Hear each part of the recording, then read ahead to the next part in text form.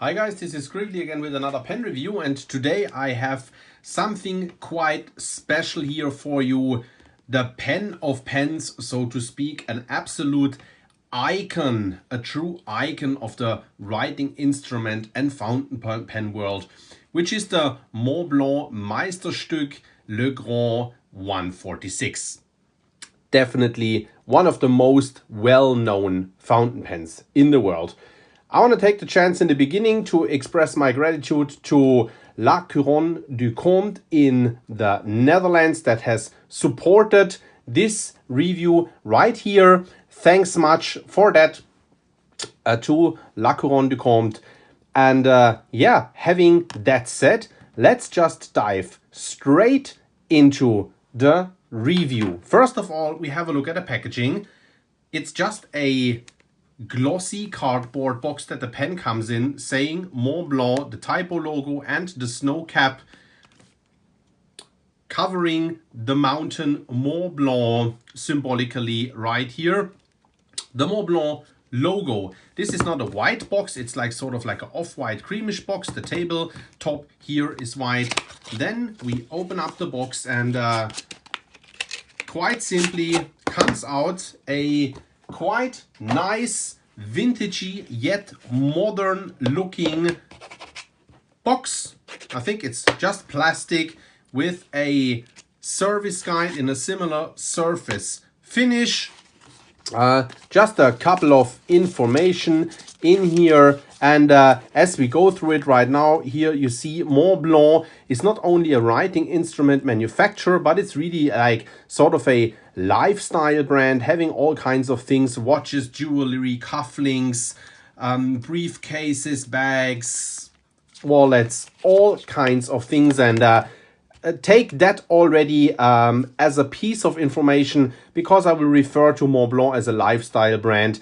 In the end, when we debate the price of this pen, and I think this is a question where many people will be interested in my opinion of what I think of the price of that pen. As said, I'll debate that at the end of the review, but the reference to Montblanc as a lifestyle brand will serve me then, or may I say, a luxury lifestyle brand. And then here we have the warranty card. As said, this one here, I got it from LeGrand.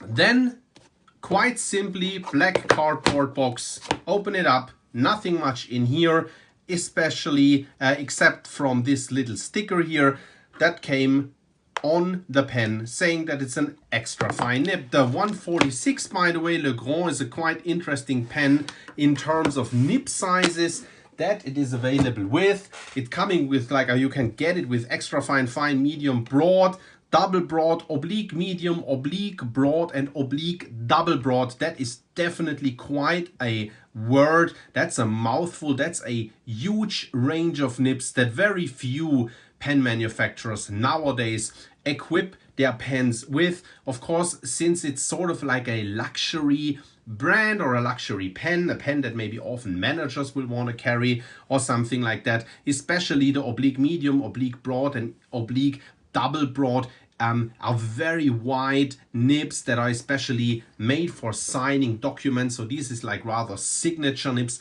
because with the oblique double broad, I doubt that you can write a letter or do everyday note-taking in your Moleskine with that. That's maybe another reference to Montblanc as a brand that positions itself in a certain market segment, because most other pen manufacturers will not do a oblique broad or oblique double broad nib, at least not nowadays anymore. Let's have a look at the pen. Very classic pen design, of course, iconic. A cigar shape, or like a so-called cigar shape, because in reality a cigar of course would be flat top, because it has capped off ends. Anyway, in fountain pen jargon, you call this like torpedo shaped pen, a cigar shaped pen, and it is considered to be a very classy fountain pen shape.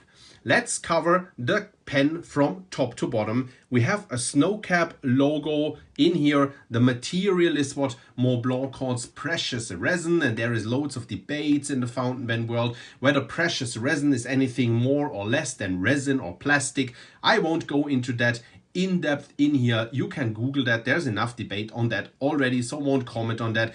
And I also will not position this pen in the overall range of Montblanc writing instruments, because that is also sufficiently and with enough scrutiny done online.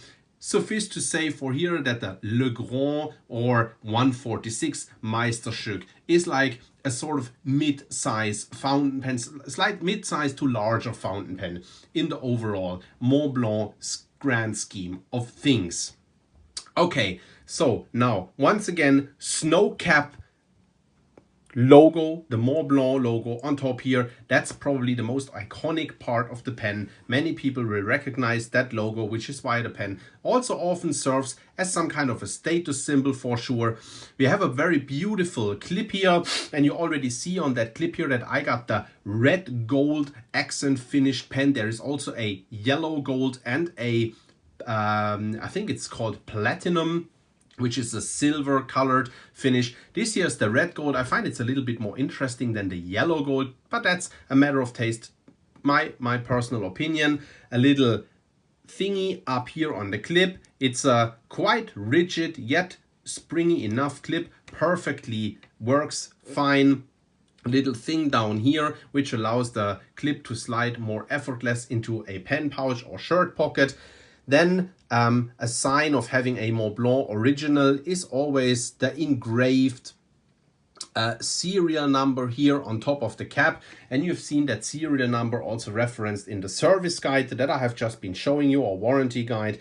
And then right here we have like a triple cap band with one thick center band saying Meisterstück, which is German for masterpiece, and it's a reference to like back in the days and still nowadays people that were learning an occupation such as a maybe you know, a carpenter or something like that, or a car mechanic. They at the end of their education had to sort of manufacture a piece that showed to their educators that they were masters of the craft, and that final piece that then let them allowed to pass their exam was called a Meisterstück or a masterpiece. And I guess it's a reference that we have right here saying Montblanc, of course, and then two dashes right here, and then you have a little sort of the camera focuses, some ridges or grooves within the engraving that you can see right here. The pen then tapers down here a little bit, comes up again, and then you have like a end band, and then because it's a piston filling fountain pen. Now we got it.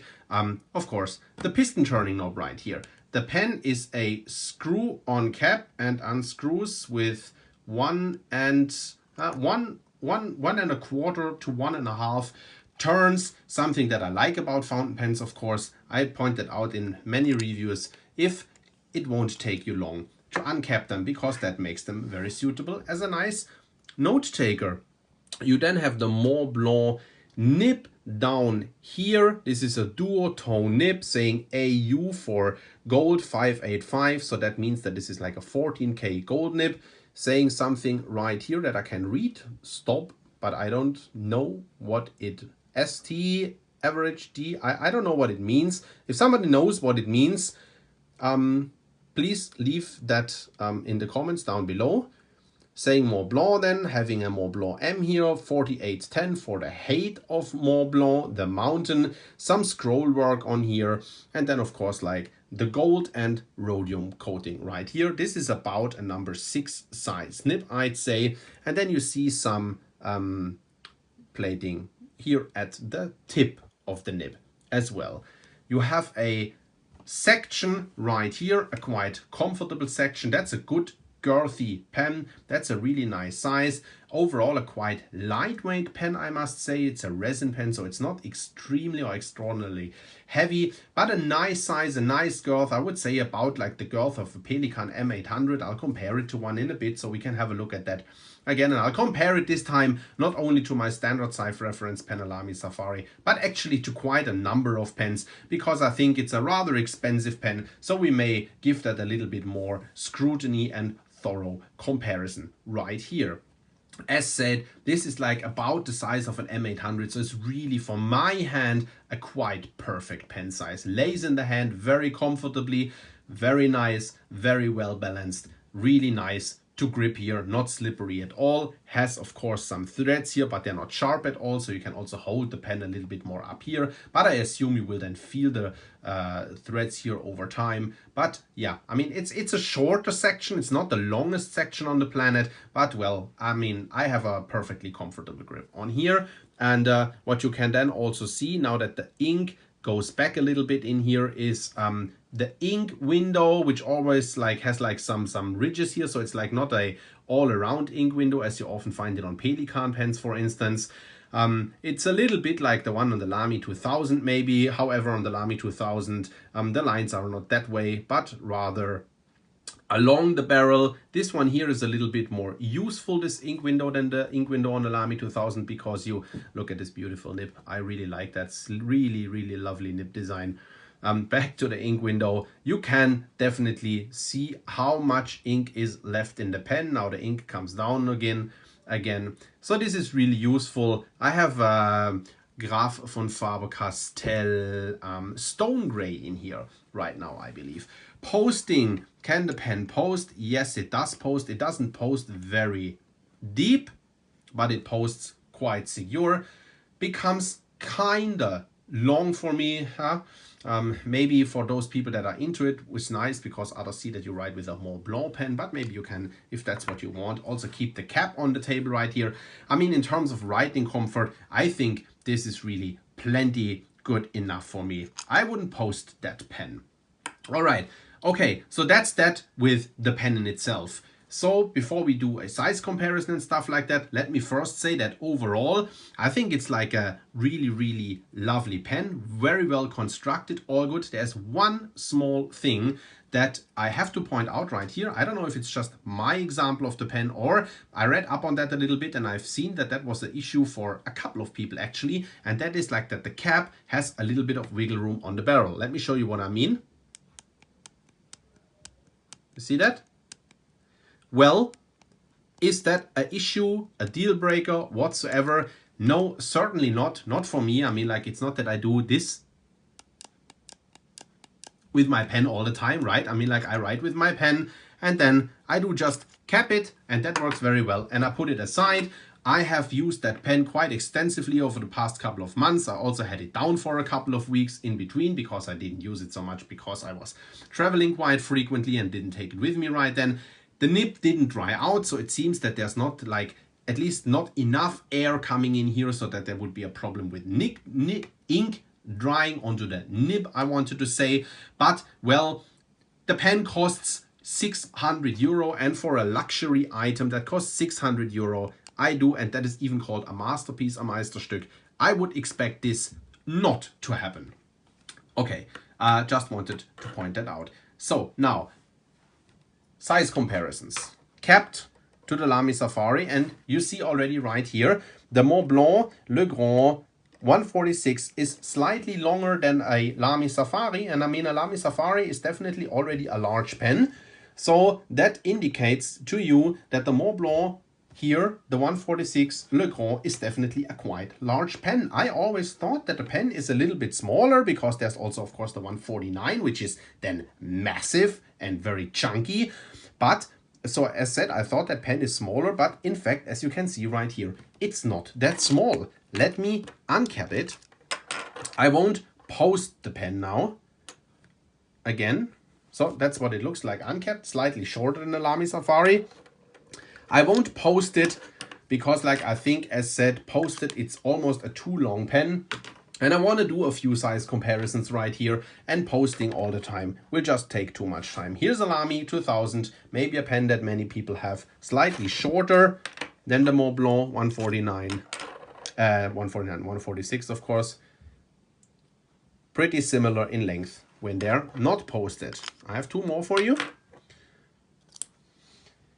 Here's a Pelikan M800. As said, I was quite surprised that the Montblanc 146 is even longer, even if it's just by a tad, than the Pelikan M800. I would have not expected that without having seen the pen first in person. So yes, it is a quite large pen already. So if you're comfortable with a Pelikan M800 and you want a Montblanc, you probably don't have to go for the 149, because as you see, also uncapped, pretty similar in length. Let's look at the nibs quickly. Also pretty comparable. Yeah, the Pelikan one is slightly larger. And as said before, feels in girth a little bit like a M800. And it's, I mean, you know, by looking at it and also by feeling them in the hand, pretty comparable. That one here may be a tad wider, but I think they're pretty comparable. And like in terms of comfort, the M800 is pretty much as perfect as it can get for my hand, for my personal hand. So if that is a great pen for you, you're gonna love this one here as well.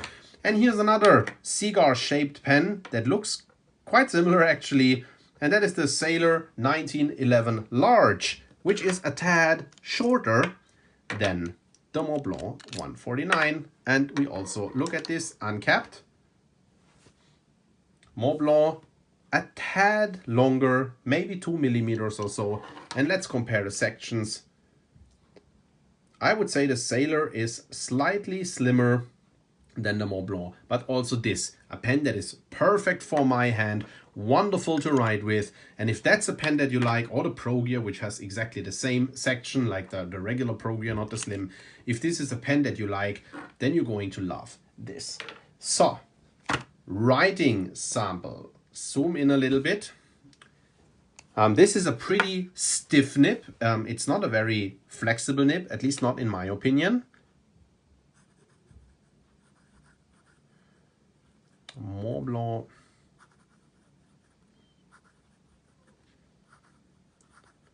Meisterstück LeGrand 146.